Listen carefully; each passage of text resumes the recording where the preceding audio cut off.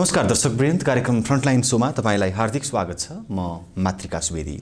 हामी यस कार्यक्रममा विभिन्न विषयमा केन्द्रित रहेर विभिन्न क्षेत्रका व्यक्तित्वहरूसँग संवाद गर्ने गर्छौं र संवादकै लागि आज मसँग हुनुहुन्छ पश्चिम नेपालको कर्णाली प्रदेशमा अवस्थित सुर्खेत जिल्लामा रहेको वीरेन्द्रनगर नगरपालिकाका नगर प्रमुख देवकुमार सुवेदीसँग संवाद गर्न गइरहेको छु। आज म उहाँको बितेको यो झन्डै 4 वर्षको कार्यकालको समीक्षा गर्छु र उहाँको खास उहाँले दिनुभएको प्राथमिकता केमा हो, उहाँको कार्यकाल कतिको सफल रह्यो, कार्यकाल बीचमा चुनौती या असहजता के आइपरे, राजनीतिक दबाव कस्तो छ लगायत समग्र नगरपालिकाको विकास र समृद्धिमा उहाँले खेल्नुभएको भूमिकालाई विशेषतः कार्यक्रममा उठाउँछु। आउनुहोस् आजका मेरा अतिथि वीरेन्द्रनगर नगरपालिका सुर्खेतका नगर प्रमुख देवकुमार सुवेदीलाई स्वागत गरौँ। स्वागत छ कार्यक्रम फ्रन्टलाइन। नमस्कार। आराम हुनुहुन्छ मेरो साथ? ठिकै छ। 4 वर्ष भयो तपाईँले नेतृत्व गर्नुभएको, झन्डै 4 वर्ष पुरा भएछ। नगरपालिका कतिको सफल रह्यो छोटोमा? वास्तवमा अब हामी निर्वाचित भएर आइसकेपछि जनताको अपेक्षाहरू धेरै थिए। तुलनात्मक रूपले कोभिड को महामारी सँगसँगै अहिले प्राप्त गर्न लागेको चाहिँ जुन उपलब्धि वीरेन्द्रनगरले गरिरहेको छ, पूर्वाधार क्षेत्र, शिक्षा, स्वास्थ्य लगायत सरसफाइ र चाहिँ हरियाली प्रवर्धनका क्षेत्रमा आशा गरौँ सन्तोषजनक उपलब्धिहरूमा चाहिँ हिँडिरहेको छ। कोभिड त एउटा स्वाभाविक तर अस्वाभाविक असर गर्ने खालको कारण भयो। यो कुनै व्यक्ति विशेषले अथवा कुनै परिस्थितिले सृजना गरेको भन्दा पनि यो विश्वव्यापी यसको असर छ। यो बाहेक तपाईँको कार्यकालमा अरू चुनौती, अरू असहजता केही आइपरे? स्वभावतः संविधानले नयाँ सरकारको रूपमा स्थापित स्थानीय तहहरूलाई धेरै खालका चुनौतीहरू चाहिँ झेल्न पर्यो। त्यो मध्येमा पनि कर्णाली प्रदेश आफैमा पछाडि परेको विकासका हिसाबले र सबै हिसाबले चाहिँ पछाडि परेको प्रदेशको राजधानीका रूपमा रहेको वीरेन्द्रनगर प्रशासनिक संरचना लगायतका चाहिँ आर्थिक समस्या र लगायत चाहिँ संरचना नै निर्माण गरेर कार्यथालनी गर्न पर्ने सरकारको नेतृत्व गरिरहेका कारणले गर्दा त्यो बिचमा चाहिँ केही प्रशासनिक, केही आर्थिक र केही सांस्कृतिक र केही चाहिँ राजनीतिक चाहिँ समस्याहरूले पनि हामी अल्झियौँ अथवा समस्याहरू आए। तर ती समस्याका बावजुद पनि वीरेन्द्रनगर नगरपालिकाले पूर्वाधार विकास र आफ्नो विकासप्रतिको चाहनालाई क्रमशः चाहिँ एउटा लय चाहिँ वर्तमानमा चाहिँ पक्रिएको चाहिँ देखिन्छ। अब अलिकति यहाँले राजनीतिक दबावको पनि कुरा उठाउनु भयो, म यसमा अलिकति केन्द्रित हुन चाहन्छु। तपाईँ नगर प्रमुखको हैसियतमा काम गर्न कतिको स्वतन्त्र हुनुहुन्छ? मेरो प्रश्नको आशय, तपाईँ पनि कुनै राजनीतिक दलबाट प्रतिनिधित्व गर्नुहुन्छ, नेपाली काङ्ग्रेसबाट निर्वाचित हुनुभयो। तपाईँलाई तपाईँको शीर्ष नेतृत्वबाट चाहिँ तपाईँको कार्य स्वतन्त्रतामा आँच आउने खालको गतिविधि हुन्छ कि हुँदैन, अथवा काम गर्ने कुरामा तपाईँ कतिको स्वतन्त्र महसुस गर्न सक्नुहुन्छ? होइन, काम गर्ने कुरामा म स्वतन्त्र रूपमा चाहिँ प्रयोग गर्न सकिएको छ। तर हाम्रो अहिलेको जुन चाहिँ नेपालको परिवेश अनुसार राजनीतिक नेतृत्वसँग निर्वाचित भएर आउँदा सिङ्गो पार्टी तह या समग्र राजनीतिले जुन खालको अपेक्षा चाहिँ जननिर्वाचित प्रतिनिधिहरूसँग गर्छ, त्यो कुरालाई चाहिँ हामी अहिले पनि एक खालको चाहिँ विकास निर्माण र चाहिँ कार्य सञ्चालनमा प्रभाव परेको छ। अर्को कुरा, हामी चाहिँ बहुदलीय सिस्टममा विभिन्न पार्टीबाट निर्वाचित हुने र त्यो मध्येमा म आफू निर्वाचित भइरहेको पार्टीको चाहिँ कन्टेस्टलाई हेर्दा काम गर्नलाई मलाई त्यति ठुलो असहयोग अथवा चाहिँ अप्ठ्यारो पारेको चाहिँ मैले महसुस गरेको छैन। स्वभावतः जति चाहिँ हुनुपर्थ्यो त्यति चाहिँ विविध कारणले नहुन सक्छ, तर काम गर्ने कुरामा चाहिँ मैले सहयोग नै पाएको छु। प्रदेश र सङ्घीय सरकारमा आफू प्रतिनिधित्व गरेको दलको सरकार नहुनुले असर कतिको पुर्यायो? त्यो चाहिँ एउटा फिल चाहिँ भयो। स्वभावतः 3 तहका सरकारहरूका बिचको सहकार्यबाट नै नेपालको समृद्धि, नेपालको विकास र आम जनताको चाहनालाई परिपूर्ति गर्न सकिन्छ भन्ने कुरा संविधानले नै विश्वास गरेको विषय हो। तर त्यो कुरा चाहिँ आफ्नो तहबाट, खास गरी वीरेन्द्रनगर नगर कार्यपालिकाको तर्फबाट प्रदेश सरकार र सङ्घीय सरकारसँग सहकार्य गर्ने विभिन्न प्रयासहरू गरिए। तर ती प्रयासहरूमा जति हाम्रो अपेक्षा थियो, जसरी वीरेन्द्रनगर नगर कार्यपालिका प्रस्तुत हुन्थ्यो या एज अ मेयरका हिसाबले म आफू प्रस्तुत भएको छु, त्यो आधारबाट चाहिँ मैले कतै न कतै चाहिँ सहयोग नपाएको चाहिँ फिल चाहिँ हुन्छ। तर अब तैपनि पछिल्लो समयमा चाहिँ प्रदेश सरकारको जुन सहकार्यता वीरेन्द्रनगर नगर कार्यपालिकाप्रति देखिएको छ। यो एउटा चाहिँ महत्त्वपूर्ण चाहिँ कोसेढुङ्गाको रूपमा चाहिँ वीरेन्द्रनगरको विकासमा चाहिँ देखिनेछ। खासमा समृद्धि छिटो आउन, जनताले परिवर्तन छिटो आभास गर्ने अवसर पाउन चाहिँ स्थानीय सरकारलाई सबैभन्दा बढी बलियो बनाउनु पर्छ हैन। तर यसमा चाहिँ प्रदेश, यो संरचना, प्रदेश सरकार अलिकति बाधक भएको भन्ने विश्लेषण पनि हुन थालेका छन्।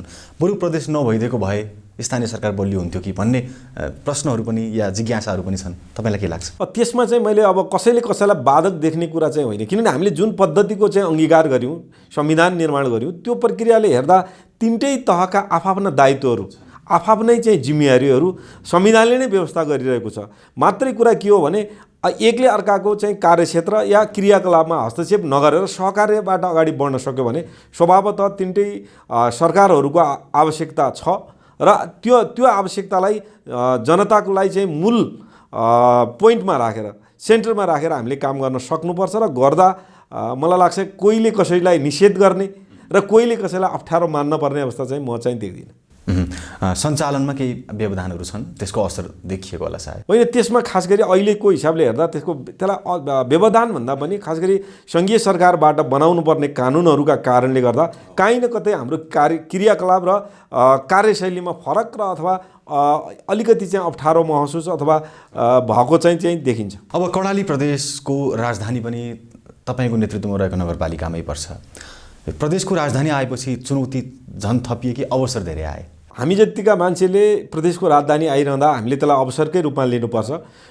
जहाँ चाहिँ चुनौती हुन्छ त्यहाँ अवसर सँगसँगै आउँछ र त्यो अवसरलाई चाहिँ हामीले चाहिँ कसरी चाहिँ लिन सक्यौँ अथवा कसरी चाहिँ मुकाबिला गऱ्यौँ अथवा त्यसलाई कसरी चाहिँ कार्यान्वयन गर्ने तहमा लग्यौँ भन्ने कुरा चाहिँ प्रश्न चाहिँ महत्त्वपूर्ण हो।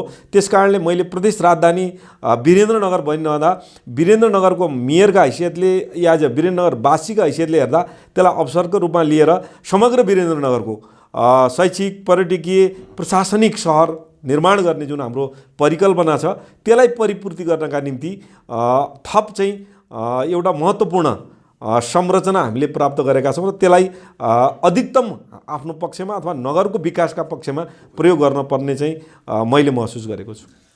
जनप्रतिनिधिहरू बीचको समन्वय या सहकार्यको अवस्था कस्तो छ? यसको मतलब तपाईँको नेतृत्वमा रहेको कार्य समूह, जनप्रतिनिधिहरूको समूह कतिको चुस्त, कतिको बलियो, कतिको प्रभावकारी छ? अब त्यसलाई हेर्ने आम जनताले मूल्याङ्कन गर्ने विषय हो, मिडियाले चाहिँ नागरिक समाजले चाहिँ मूल्याङ्कन गर्ने विषय हो। स्वभावतः म आफैले चाहिँ एज अ प्रमुख कार्यपालिकाको चाहिँ प्रमुखका हैसियतले कुरा गर्दा हामी निर्वाचित जनप्रतिनिधिहरू हामी विभिन्न पार्टीबाट चाहिँ निर्वाचित भएर आए पनि अब हामी सबैको उद्देश्य वीरेन्द्रनगरको विकास, वीरेन्द्रनगरलाई एउटा चाहिँ प्रदेश राजधानीको रूपमा चाहिँ एउटा चाहिँ व्यवस्थित सहरको रूपमा, पूर्वाधार युक्त सहरको रूपमा, एउटा पर्यटकीय सहरको रूपमा चाहिँ विकास गर्ने र एउटा हेर्न लायक सहर निर्माण गर्ने कुरा, एउटा प्लान सिटीको रूपमा चाहिँ अगाडि बढाउने प्रक्रियामा चाहिँ हामी सबैको सहकार्यता चाहिँ भएको छ। तर अब कहिलेकाहीँ कार्यशैलीका हिसाबले व्यक्तिगत रूपमा आम हाम्रा चाहिँ यो चाहिँ सञ्चालनका चाहिँ क्रियाकलापका हिसाबले केही व्यवधानहरू पनि आएका छन्। तर ती सबै व्यवधानहरूलाई कार्यपालिकाको सल्लाह, छलफल, बहस र चाहिँ अन्त्यमा चाहिँ हामी सहकार्य गर्ने परिपाटीबाट चाहिँ हामीले अगाडि बढाएको छौँ। त्यति धेरै द्वन्द्व, त्यति धेरै अप्ठ्यारो छैन, त्यस्तो छैन कार्य समूहमा। कर्मचारीहरू बीचको समन्वयको अवस्था कस्तो छ? कर्मचारी पर्याप्त छन्? अब दुईवटा कुरा छ। कर्मचारी पर्याप्त छन् छैन भन्ने हो भने सङ्ख्यामा देखिन्छ। तर अब अहिलेको चाहिँ जुन कर्मचारी समायोजनको प्रक्रिया र सङ्घीय चाहिँ कर्मचारी चाहिँ ऐन चाहिँ नआएको कारणले गर्दा केही पालिकाहरूलाई चाहिँ खास गरी अप्ठ्यारो परेको छ। हाम्रो जस्तो पालिकामा चाहिँ सिनियर डीको चाहिँ दरबन्दी छ, तर त्यहाँ कोही जान चाहँदैन।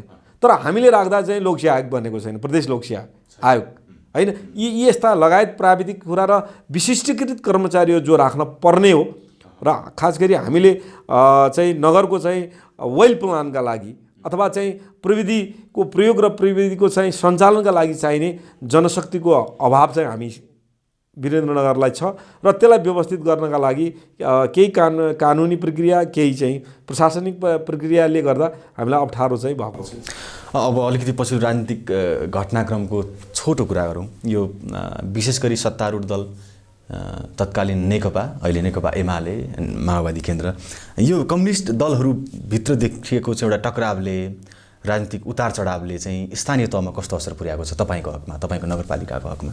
वास्तवमा अब लोकतन्त्रमा दलहरू टुक्रिने विभाजित हुने प्रक्रिया नै राम्रो चाहिँ होइन। यो स्वभावतः यो देशले चाहिँ राजनीतिक दुर्भाग्य नै भन्नुपर्छ। किनभने नेपालमा पहिलोचोटि करिब 2/3 नजिकमा पुगेको कम्युनिस्टहरूको सरकार र चाहिँ एउटा स्थायित्वको नाममा चाहिँ भोट प्राप्त गरेको सरकार आज विभाजित भएर जाने कन्डिसनमा आएको छ। यसले चाहिँ स्वभावतः नेपालको विकास प्रक्रियामा चाहिँ ठुलो चाहिँ क्षति पुग्नेछ भन्ने चाहिँ मेरो व्यक्तिगत रूपमा चाहिँ छ र यस्तो नभइदिएको भए राम्रो हुन्थ्यो। तर अब जहाँसम्म चाहिँ नेकपाको विभाजन सँगसँगै वीरेन्द्रनगर नगरपालिकाभित्र के प्रभाव पार्छ भन्ने भन्दा पनि समग्र राजनीतिलाई नै यसले डिस्टर्ब चाहिँ गर्छ। अब यसले राजनीतिलाई मात्रै होइन, प्रशासनिक संयन्त्र र निर्माण प्रक्रियालाई पनि यसले चाहिँ डिस्टर्ब गर्छ र राष्ट्रिय अन्तर्राष्ट्रिय लगानीको प्रक्रियालाई पनि डिस्टर्ब गर्ने भए हुँदा स्वभावतः यो फुटले नेपालको विकास प्रक्रिया र नेपालको राजनीतिक घटनाक्रममा नकारात्मक असर चाहिँ परेको चाहिँ मलाई लाग्छ। अब म तपाईँको कार्यकालको समीक्षातर्फ लाग्छु। खास के भयो भन्ने कुरामा सुरुमा भौतिक पूर्वाधार र सडक क्षेत्रमा जो जनताले सबैभन्दा बढी परिवर्तन आभास गर्ने क्षेत्र हुन त अरू सबै क्षेत्र महत्त्वपूर्ण हुन्, तर जनताले समृद्ध भयो, विकसित भयो आफ्नो ठाउँ भन्ने एउटा मापक चाहिँ सडक पूर्वाधारमै बढी केन्द्रित छ। तपाईँको नेतृत्वमा स्थानीय सरकार आएदेखि वीरेन्द्रनगर नगरपालिकाभित्र चाहिँ भौतिक पूर्वाधार र सडक क्षेत्रको विकास कतिको हुन सक्यो?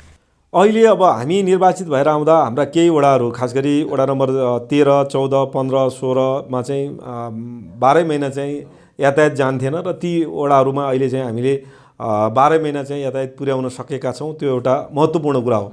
त्यसका अलावा वीरेन्द्रनगरको खास गरी साबिकका 12वटा वडा उपत्यका क्षेत्रको पूर्वाधारका हिसाबले हेर्दा सङ्घीय सरकार, प्रदेश सरकार, स्थानीय सरकारको सहकार्यमा धेरै ठुला कामहरू अहिले चाहिँ सुरु भइरहेका छन् र केही महत्त्वपूर्ण काम टेन्डर प्रक्रियामा अगाडि बढेका छन् र चक्रपथको निर्माणको प्रक्रिया चाहिँ अगाडि बढिरहेको छ र प्लानिङ क्षेत्रका चाहिँ करिब चाहिँ 15 किलोमिटर बाटो चाहिँ पिच भइरहेको छ भने हटलाइनका चाहिँ बाटा पुलहरू चाहिँ कम्प्लिट भएका छन्। 4 लेनका पुलहरू कम्प्लिट हुने प्रक्रियामा छन् र महत्त्वपूर्ण क्षेत्र रहेको चाहिँ काँक्रीबिहार मङ्गलगढी काँक्रीबिहार बाटोको चाहिँ अहिले चाहिँ 18 करोडको टेन्डर चाहिँ निस्किएको छ र बजार क्षेत्रको चाहिँ बाटो त्यसै गरी चाहिँ फलाटे भुरीगाउँ बाटो चाहिँ पिच हुने प्रक्रिया छ भने वडा तहमा पनि नगरपालिकाको आफ्नै लगानी, प्रदेश सरकारको चाहिँ सहकार्य र सहरी विभागको चाहिँ र सघन सहरी कार्यक्रम अन्तर्गत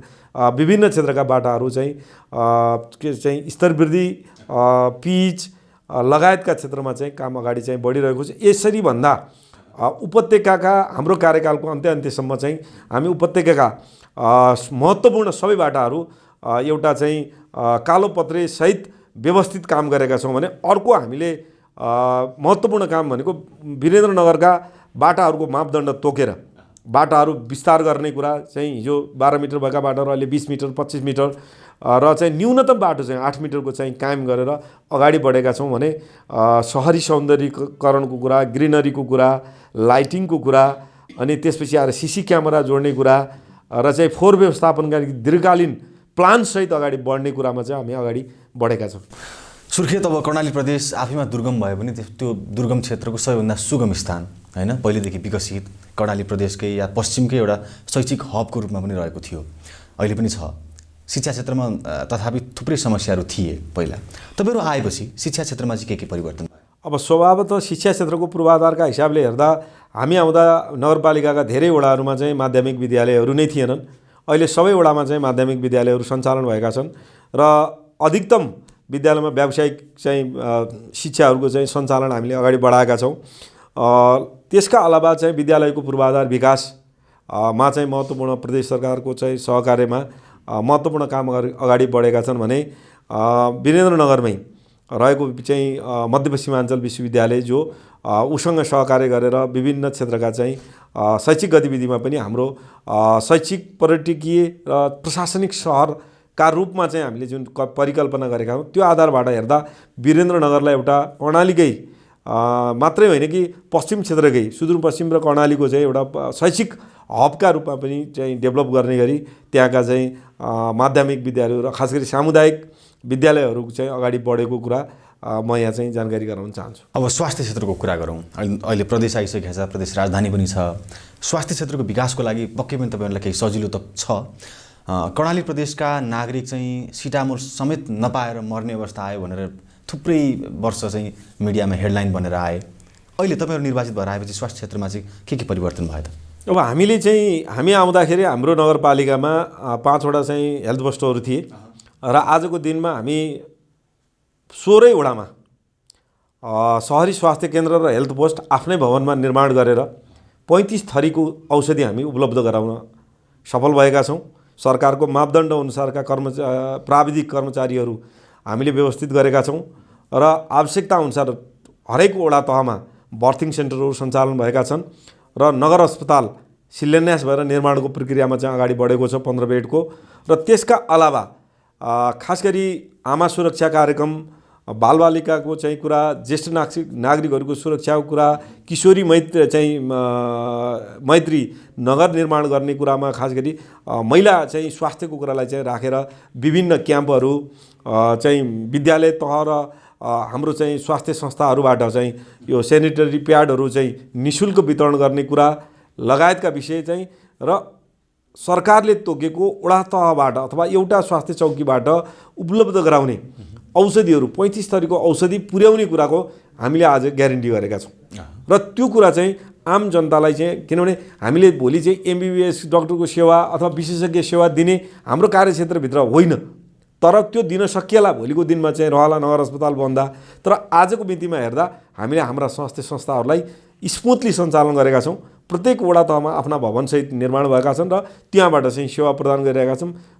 विश्वास छ यसले चाहिँ स्थानीय तहले स्वास्थ्य क्षेत्रमा पाउने र दिनुपर्ने सुविधा जो थियो त्यो सुविधा वीरेन्द्रनगर नगरपालिकाले चाहिँ उपलब्ध गराउन सकेको छ र त्यसलाई अझ व्यवस्थित र अझ चाहिँ जनमुखी बनाउनु पर्ने चाहिँ दायित्व चाहिँ हाम्रो। पर्यटकीय सम्भावना बोकेका थुप्रै चाहिँ चर्चित स्थलहरू छन्। काँक्रे बिहार, ऐतिहासिक काँक्रे बिहारदेखि पर्यटकीय दृष्टिले निकै चर्चित बुलबुले ताल, अनि भर्खरै मात्रै हामीले समाचारमा थाहा पायौँ 51 फिट अग्लो चाहिँ अर्धनारेश्वर शिव पार्वतीको मूर्ति समेत बनिसकेको छ, लगायत थुप्रै पर्यटकीय सम्भावना बोकेका स्थलहरू छन्। ती स्थलहरूको सम्वर्धन गर्दै प्रवर्धन गर्दै समग्र वीरेन्द्रनगर नगरपालिकालाई एउटा पर्यटकीय हबको रूपमा पनि विकास गर्ने योजना चाहिँ के छन्? अब खास गरी वीरेन्द्रनगर कर्णाली प्रदेशको प्रवेशद्वार भएका कारणले गर्दा त्यो स्वभावतः पर्यटकीय क्षेत्रका हिसाबले पनि साबिकदेखि नै चाहिँ महत्त्वपूर्ण क्षेत्र हो। त्यहाँ काँक्रे बिहार, देउती बजे, लाटीकोइली, बुलबुले, गढी लगायतका क्षेत्रहरू छँदै थिए। तर हामी आइसकेपछि हामीले वीरेन्द्रनगर नगरपालिकाले आफ्नो चाहिँ कार्यक्रम नीतिअनुसार प्रत्येक ती बाहेकका अरू प्रत्येक वडाको एउटा चाहिँ पर्यटकीय क्षेत्रलाई डेभलप गर्ने गरी र एकीकृत रहने गरी त्यसलाई चाहिँ पोइन्ट आउट गरेर हामीले चाहिँ नगरकै चाहिँ पर्यटकीय प्रोफाइल बनाएका छौँ, जो चाहिँ हामी अहिले तपाईँले हेर्नुभयो भने युट्युबमा पनि हेर्न सकिने चाहिँ प्रावधानमा गरिरहेका छौँ।